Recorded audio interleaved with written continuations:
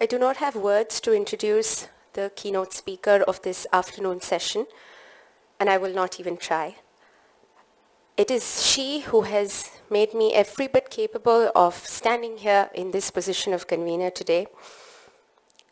She's the one who constantly has opened out doors for me to search and seek in dance.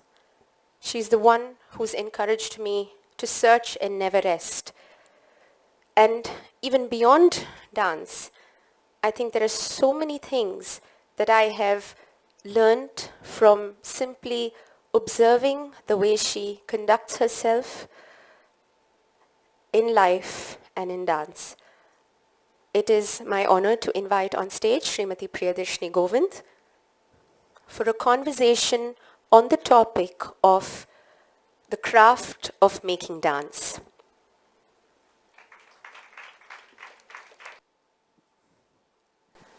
Auntie, I'd like to start by asking you, because we want to focus this session on the solo format in classical dances in India. I wanted to start by asking you, what are the tools that are available to a dancer while you begin to visualize a sketch for dance? What are the tools that are at our disposal that we should look towards and draw from? Young but extremely wise, inquiring minds. And I think this conference has brought out that it's very important right from the beginning of your growth as an artist to be a thinking artist, to be aware of not of art, not just as a performance art, but also everything else that goes into it, the literature, the music, and all other aspects.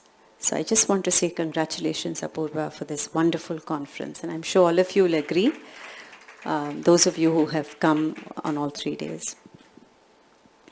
And I think precisely this has been explored at length in different ways by most of the speakers, that one, of course, we have the various triggers as dancers. The first one being, if it's going to be a composition, a literary composition, it's the word, the written word, the lyrics. Then you have the music. Then you have the inherent rhythm. The rhythm which is not just in the time cycle, the rhythm of the time cycle the composition is set in, but also the rhythm of the poetry itself. So I think these are the first basic triggers that you start with. You've also said, Auntie, as much as the poetry that we are looking at forms the content and the trigger, there have been times when you have used the words, don't follow the music. And as a performer, as a dancer, one has to lead. Can you elaborate a little bit on that?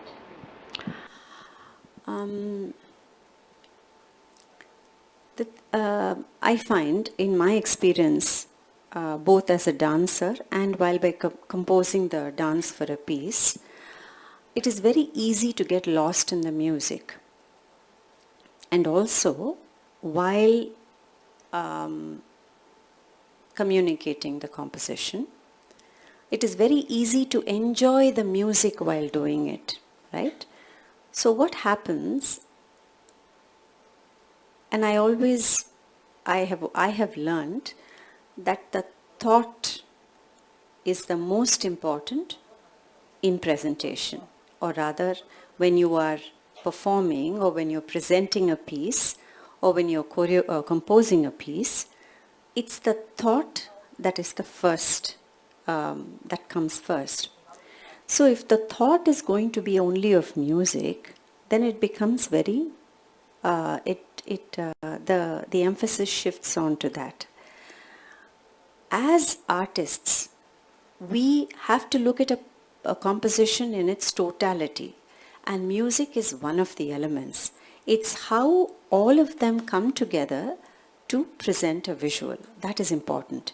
So coming back to the point that when you get lost in the music, what happens is, especially when you're performing, you start enjoying the music, and that's what you communicate, and the communication of the poetry or the composition that you are trying to do gets lost in that. So that's what I meant, that's what I mean when the music has to come from within you. It isn't something that is outside that you enjoy, or something that is inside and you show that you enjoy. The enjoyment comes in the visualization of the piece, by visualizing the music, not just by listening to the music and showing how you enjoy it. I don't know if I mentioned, yeah. And a lot of times what happens is, you make a deliberate choice. Like for instance, when I heard Mahati today, the music itself speaks, right? The music has been composed in a manner like the moment you listen to the music, there is a visual there. Sometimes, and she mentioned, right, that sometimes when the lyrics, to bring out the power in the lyrics, you don't have to express everything. You just stood there, to show the greatness or the still state that Rama is in, or as a very, the highest state, a yogi. The music and the words provide the soundscape, and the visual is a still, right? So you allow that to take, you allow that to take the foreground, and the visual supports it. And sometimes, and there are times when the visual itself uses the music, right? But the visual takes the foreground and the soundscape provides the background for it. I know you said that there are two ways of looking at it. In the first instance, you don't, as an artist, you show your enjoyment of the music through your visualization, not through an external appreciation of it. And in the other example that I gave, there are times when the music plays the main role and provides the, and the visual, reflects what the music brings. And sometimes it's the visual that takes the foreground and the music provides the soundscape. This is just a broad example. Thank you. I think the last 2 days, a lot has been said about poetry and written works of literature and being true to the intention of the author or the poet. I would like to ask you and understand from you, how does a dancer not allow his or her portrayal to be colored by their own personal biases or choices or morality, for instance? How do we go about understanding and being true to that intention that the poet has? See, the minute you embark on composition of a piece, the focus is on the piece, and you bring in all your experiences, the training that you have, to try and be as true and to the psyche of the poet, to the intention of the poet. Again, it's a choice. From the training I have received, And what I have understood and what I firmly believe is, any pieces, of course, there is always a personal element to it, because it's, after all, it's, it's, the dancer has a character, the dancer has, there is a certain personality she or he exudes. So there is no doubt about that. But that's not the point. The point is, will I allow my personal preferences, my personal prejudices, my personal thoughts on ethics, etc., to affect my choice of a composition? I don't think so. Because my life as an artist, I feel, is very different from the choices I make in my life privately, right? So, but as artists, I think the life that we live gives us the experience to use our imagination in the compositions that we visualize. For instance, if we just be, in a Parakiya Nayika, a woman who is in love with a man but is married to another, you don't make a moral judgment on it. But what is more important is, can I as an artist, or how can I as an artist, imagine the character of the heroine, or the character that is being portrayed by the poet?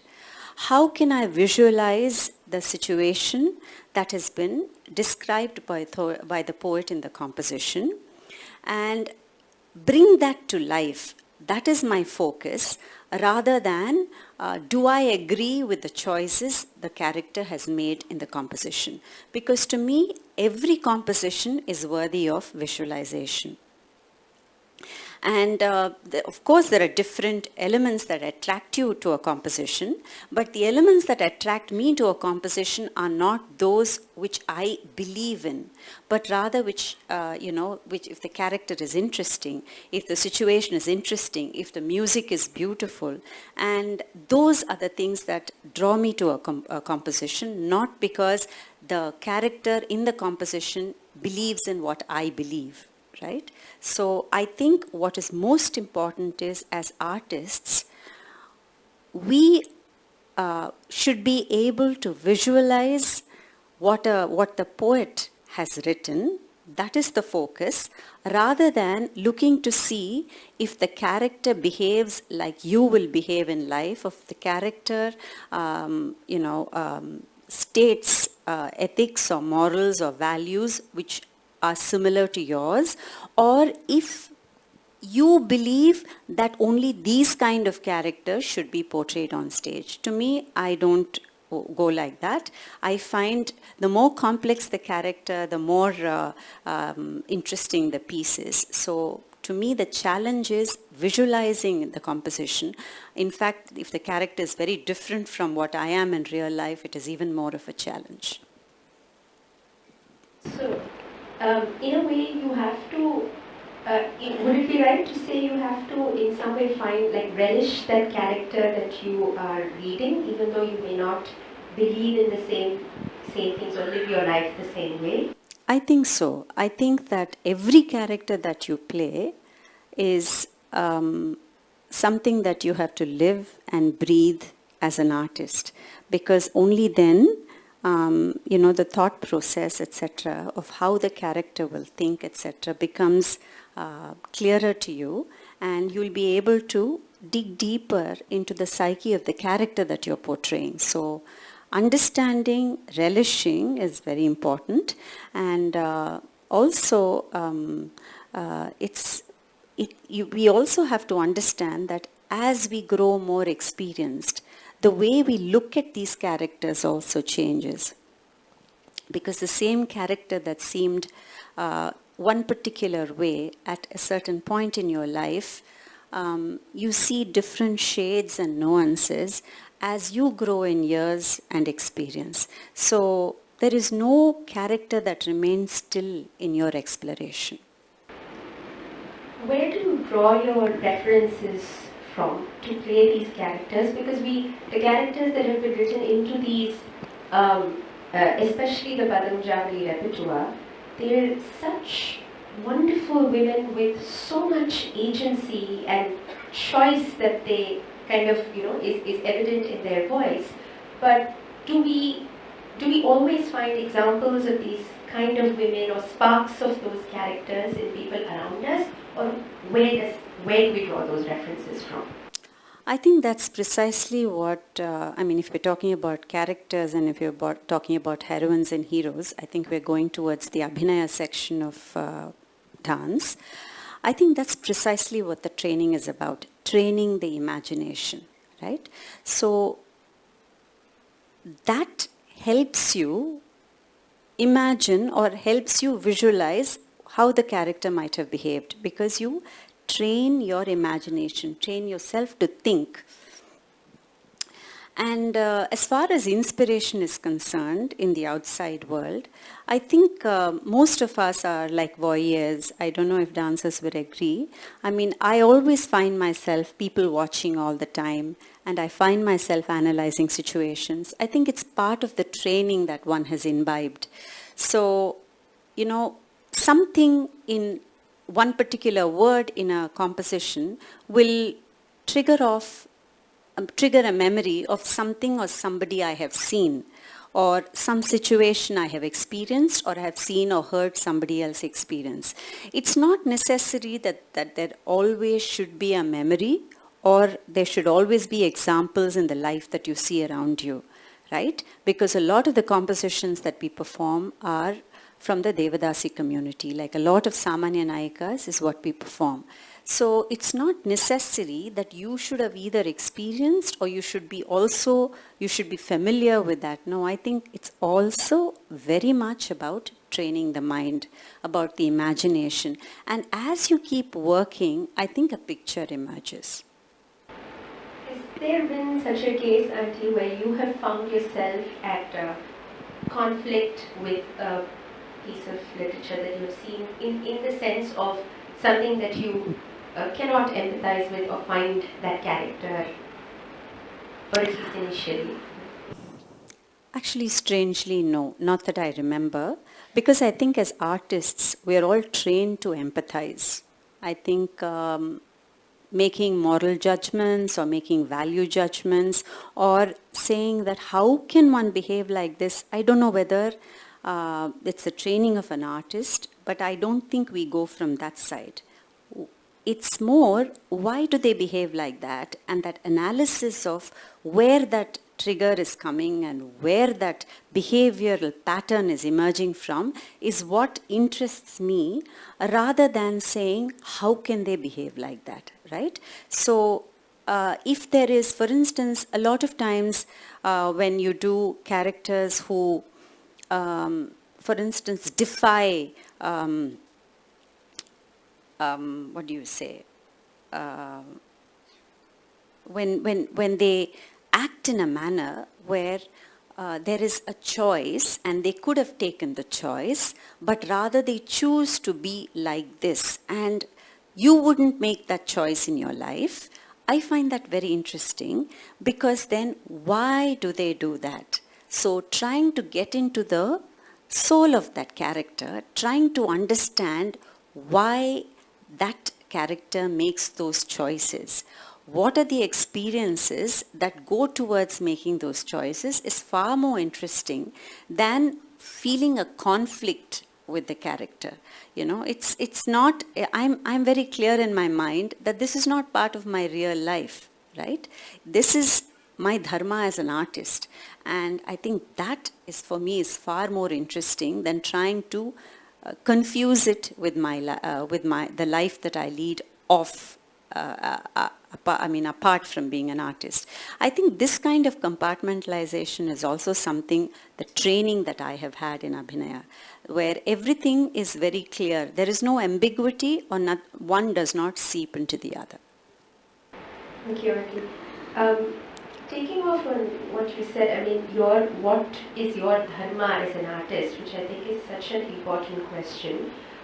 We've spoken about this over the last 2 days, and also that in general, when we see the works that are emerging from younger people today, the attempts that are being made, there is an urgency or an urge to talk about current issues, whether it's about women's issues, gender issues, politics.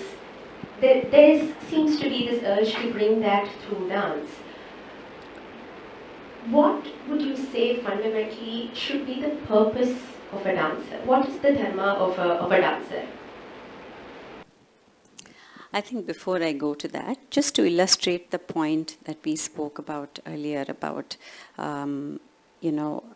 whether, the life of an artist and the characters that you play. This is an example that I have always loved to speak about, because to me it very clearly,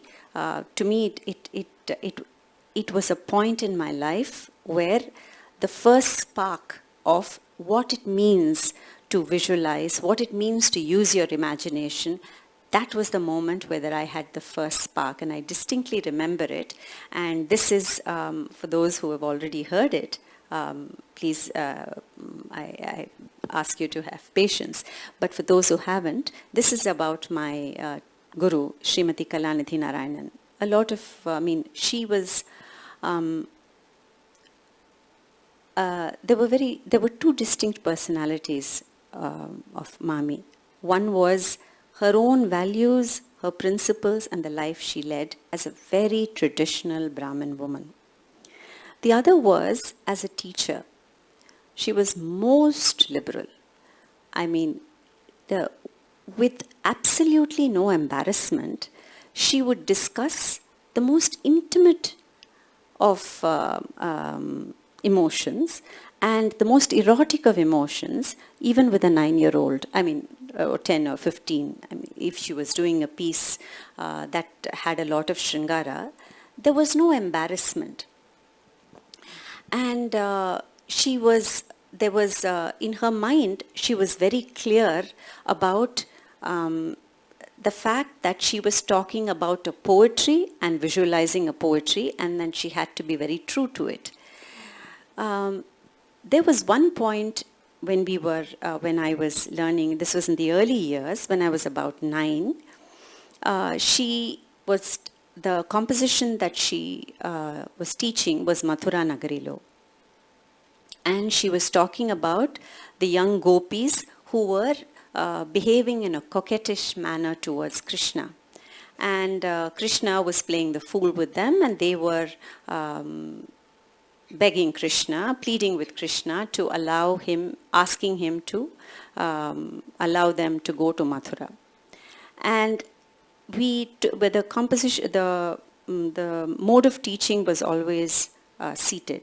So she was sitting in front of me. At 9, a 45-year-old woman seems very ancient to you. So here was Mami sitting there, and she was making eyes like the gopi towards Krishna. And as a 9-year-old, I found it extremely funny, and I was actually quite embarrassed. I remember the feeling distinctly, and I remember giggling. And so this happened 2-3 times. She would show me the hand, and then Mami always spoke the dialogues in Tamil or in English, and she would enact it with the dialogues. There was no embarrassment for her, and it would be there, right there in your face, to me as a 9-year-old. And when she did that, again 2-3 times, every time I would giggle in embarrassment. Then the 4th time, she looked at me and said, "Do you want to learn or not?" And it was the transition from a coquettish gopi, charming Krishna, to a very stern teacher, a 45-year-old woman teacher, very strict. So the transition to me was the first spark that I had of character change. And this has stayed with me. And that was an invaluable lesson that provided the base for all the learning that I had with Mami. To come to the question of what about young dancers, I think what is most important, I think for all of us, young or old, is that your training has to be solid. You have to put in all the years required for training. That is the base. That is everything. I don't think there are any shortcuts, and I don't think there's ever a point where you are not learning, or whether there is ever a point where you know it all, right? So when you have put in a lot of hours training, and you have a strong base, in communication, in the form, I think whatever comes out of that, from that strength, I don't think will ever be frivolous, or it'll be shallow. So what is important is not what you work on, but where you come from. I think it's very important to come from a place of very strong learning, and that I don't think you can bypass at all. Because what happens, I find, it can be that, again, this is not a value judgment, this is more out of concern. So there are sometimes instances where I have seen that when you learn a margam, or when you have done a few number of years training where you learn the adavu, learn the adavu structure, etc., and you are sufficiently conversant with the language, so to speak, what happens is you suddenly find yourself, why should I do only varnams and padams and javalis, and why should I go back to compositions that speak about something written hundreds of years ago? Why can't I use current top? There is nothing wrong with that. You can always, you're free to, all of us have the freedom to make choices. That's not the point. But to make the choice, have you put in enough number of years as training is more important. Because just because you know a tatte taha, tate teta, it doesn't mean that when you take a social theme, or a theme which is different from the structure, from the compositions that already exist, you just randomly weave together 4 or 5 adavas, and then use poetry that speak with fervor about socially conscious themes. Then what happens? It seems new for you, right? And sometimes the audience, because they understand it, will find it, oh, you did something that we understood, therefore it is something very good. You see, then what happens? We're falling into the trap of using the language in a shallow manner, isn't it? So that, I think, is more of a danger, rather than, it's not about the choices of themes that you make, but whether you have equipped yourself enough, and it comes from a place of strength, and that urge to do these themes, right, springs from an depth of understanding. That, I think, is more important. Thank you, Auntie. Auntie, I just wanted to ask you just 2 more things, going more deeper into the technique. You use 2 interesting terms, things that when I first heard them, I never thought that it could be used in the context of nritta like this, or in the context of abhinaya like this. You've always used the term modulation when it comes to nritta and communication through nritta itself. And on the other hand, even recently in a class, very beautifully said that abhinaya is in the pauses, in the silences. These are actually counterintuitive things when you first hear them, but can you elaborate a little bit on both, and communication through nritta? So when we compose a piece visually, when if we are doing it within the traditional structure of, there is a lyrics, there is a melodic there is music, etc., and there's an innate rhythm. Whatever the movements or adavu patterns that you use, right, the triggers could be any of them. And the choices that you make to use that particular adavu is because of these triggers. I feel there is a lot of emotion in the pure dance segment, but not the way emotion is in the abhinaya segment, right? So emotion is used. So you don't use,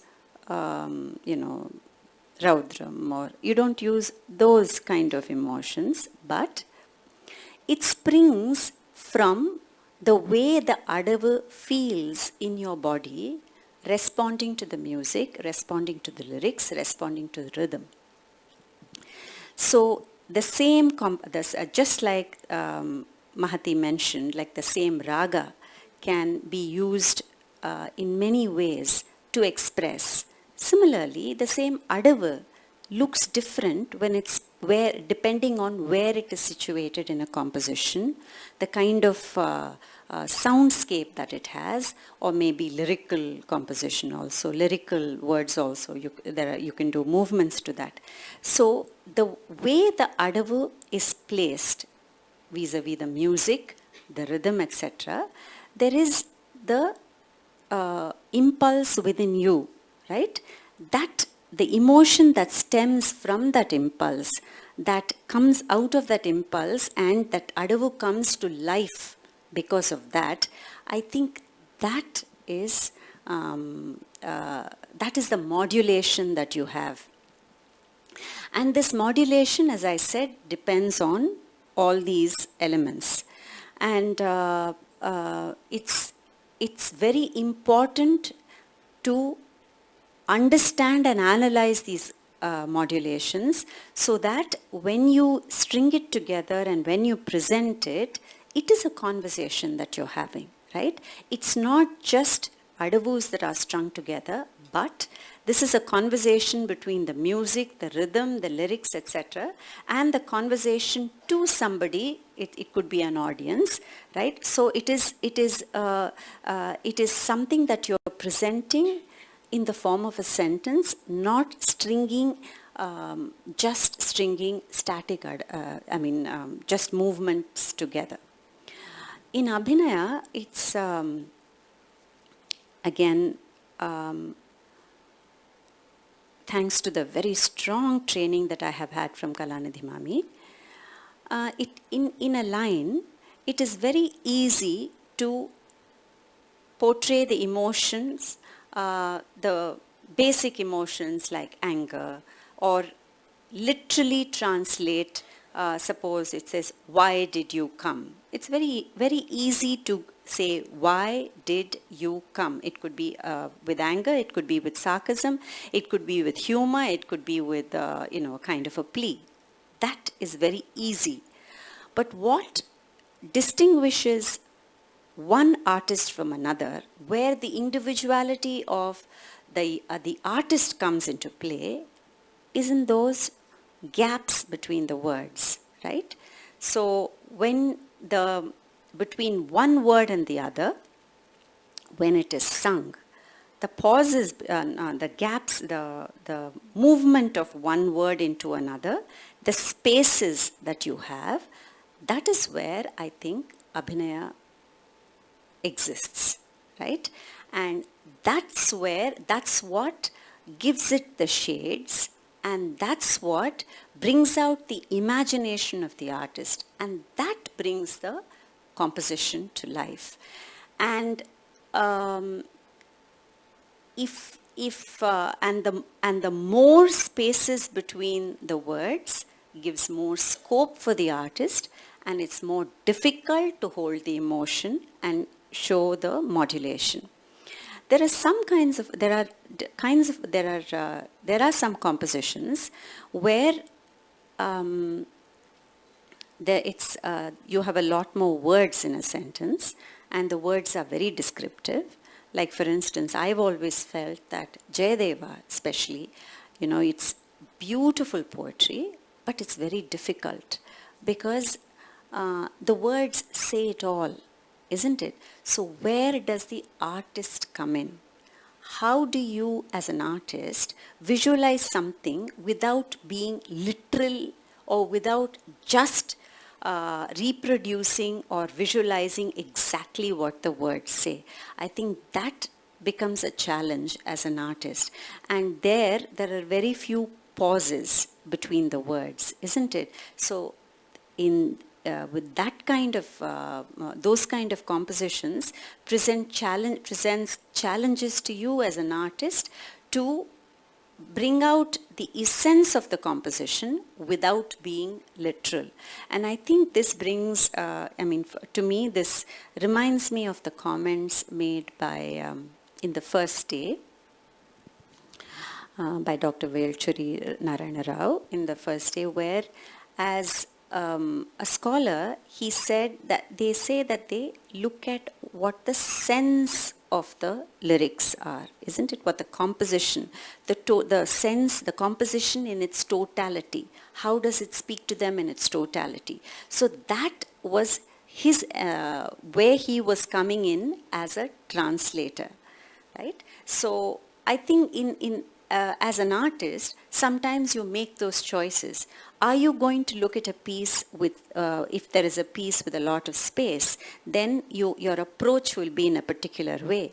If you're looking at a composition, if you're looking at visualizing a composition which has a lot of words, then how do I bring the essence? So how do I look at that composition also becomes very important. Thank you, Marty. Thank you. Professor Rao also said one thing which I definitely wanted to know what you think about that.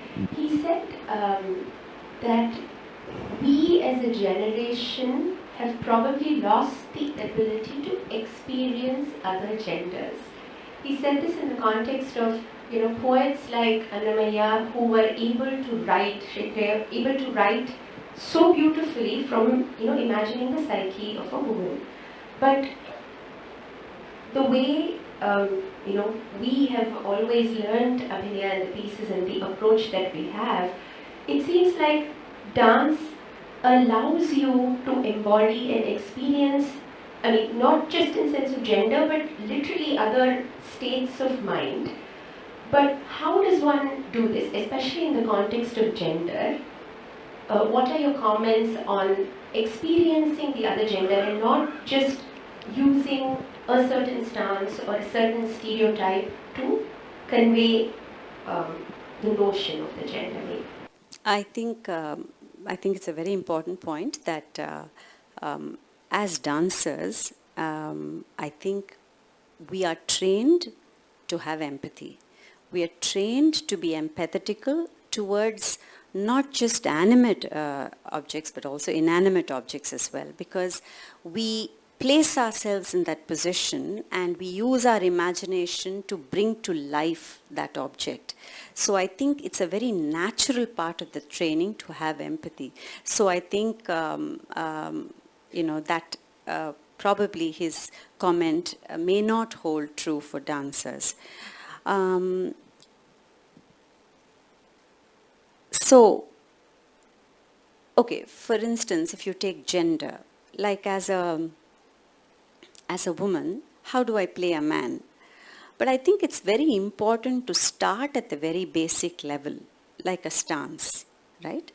So it's not that the moment, we all have to start somewhere, and it's not as if the moment I start, my imagination has already given me the ability to stand like a man, to think like a man, to behave like a man. No, it is a process.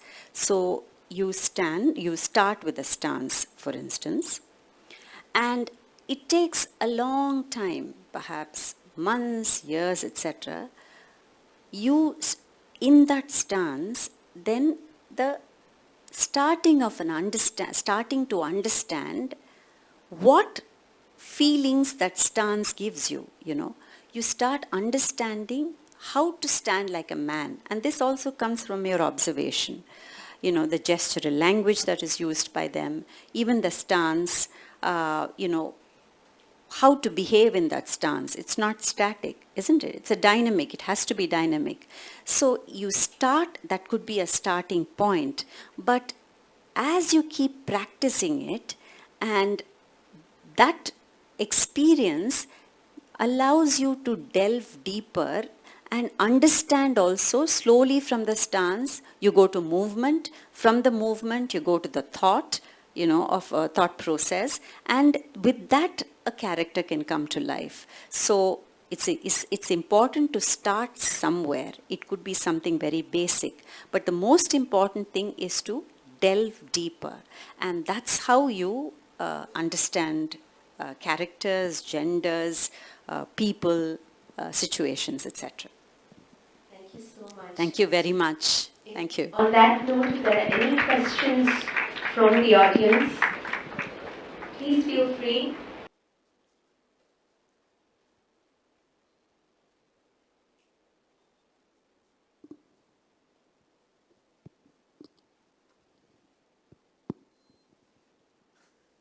Hello, Mr. Murli Raghavan. Thank you. Thank you. It was a wonderful narration by you.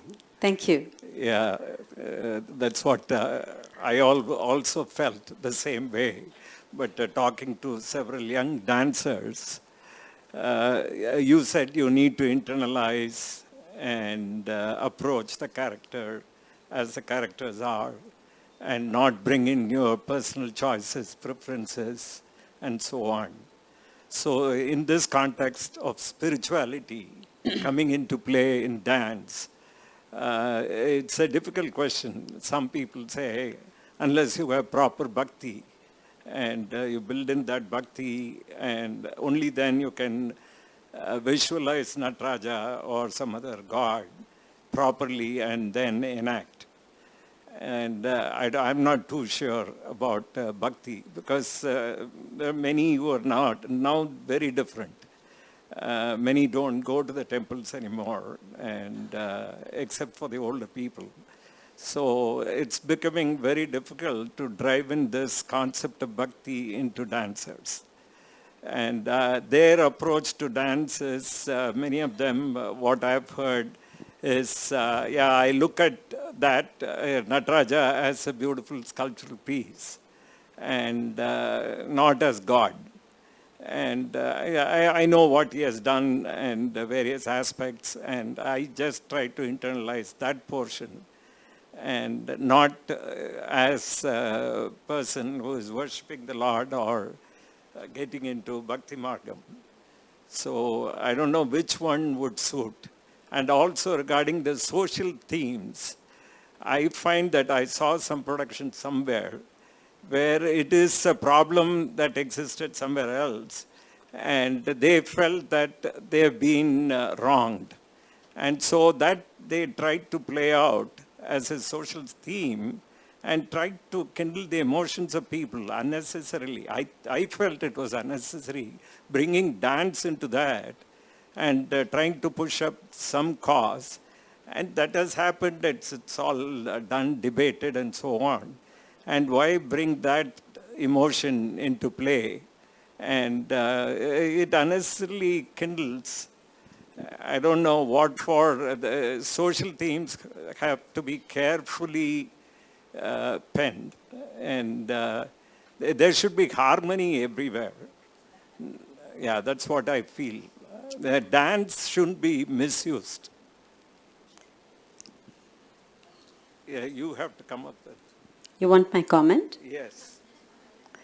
On both. No, I agree that dance should not be misused. But then, what is misuse? That's a big question. See, the thing is, as I said earlier, I think it's very important that there is honesty and integrity of purpose. That is very important. I don't think there is any question of not being there. I think as an artist, that is the least that you can have. When that honesty and integrity of purpose is there, and along with the strong and the very solid training that you have, what you choose to present, I don't think that choice, that's your freedom of choice. That cannot be questioned. I wouldn't question that. But whether what you present has these three, that for me is important. What comes out of that, I don't think it will be shallow. And I don't think it will be only to trigger some kind of a, I think it'll be far more powerful than that. So to me, what they choose to say is their choice. But if it comes from a place of strength, of training and integrity of purpose, I'm okay with that.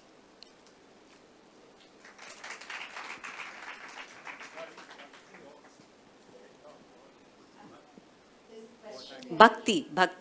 Okay. I don't want to comment on bhakti or anything, but I can only want to say that spirituality, see, the thing is, it's, for me, dance is about transcendence, right? It's about feeling the 5 elements within you as much as without.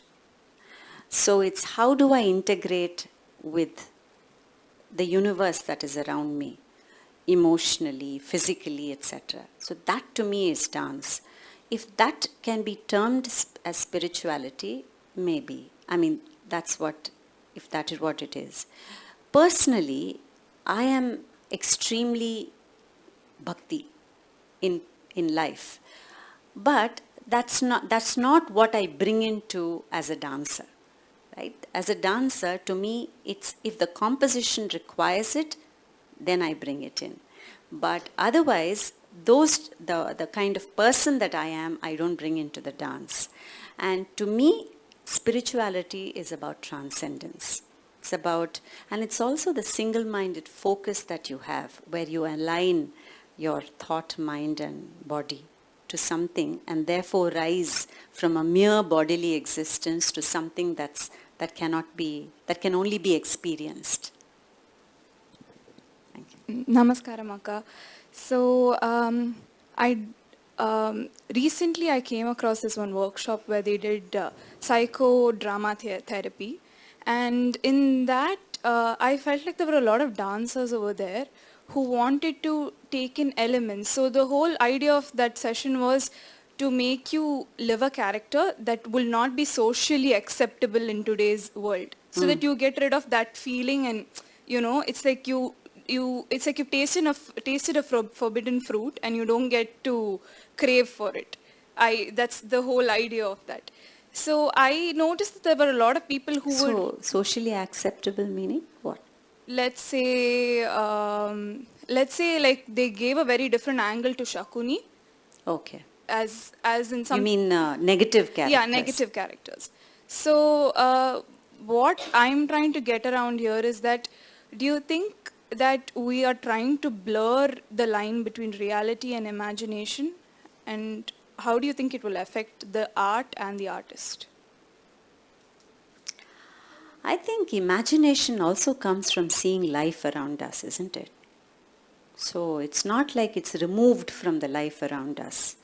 Its imagination also is triggered by our life's experiences. So I don't think that you can,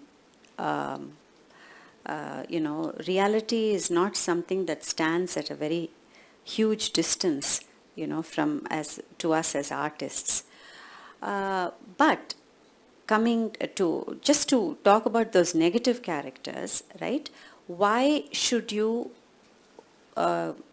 learn about negative characters and treat them as forbidden fruit, right?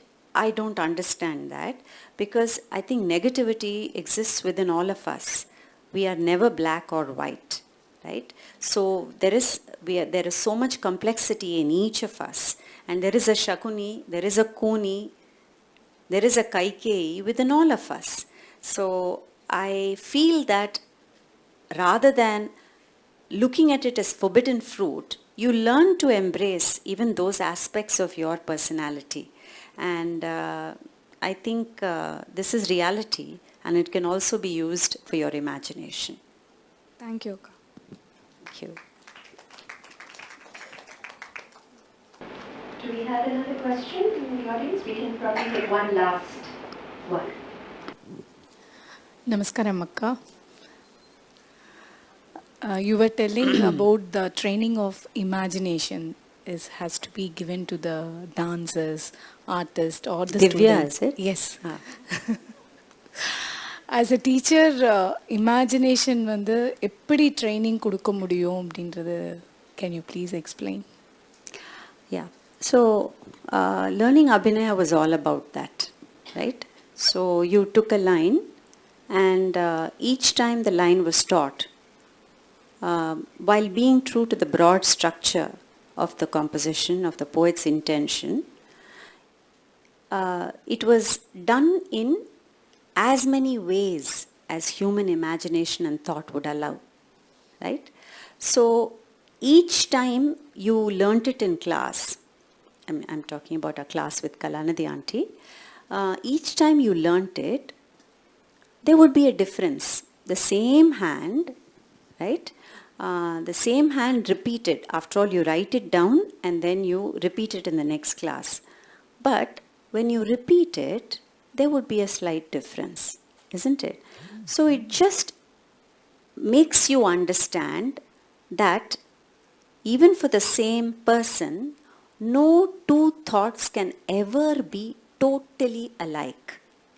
So there, even from that point itself, you understand, right, that as a person, whatever I'm thinking now, I could try and recreate it the next moment. But even when I do that, it will never be the same. That's how you develop your imagination. So if that is different, what are the possibilities of thought? Isn't it? So, and that, so talking about that, I just wanted to say something, that it's not just about imagining. It's also learning how to communicate that imagination, learning how to communicate that thought, right? Because we learn the written word, we learn the spoken word, but there is also the visual word. So abhinaya is about the visual word. How do you construct sentences? Visually, they don't follow the grammar of the written or the spoken word. It has its own grammar. But how do you construct that sentence of that thought so that you can convey it most effectively? So it's not just about imagination, it's not just about thought, it's also about conveying it visually through the visual word. Thank you. Thank you. Thank you so much. I think that's probably a good note to bring this session to an end. Thank you very much, Auntie.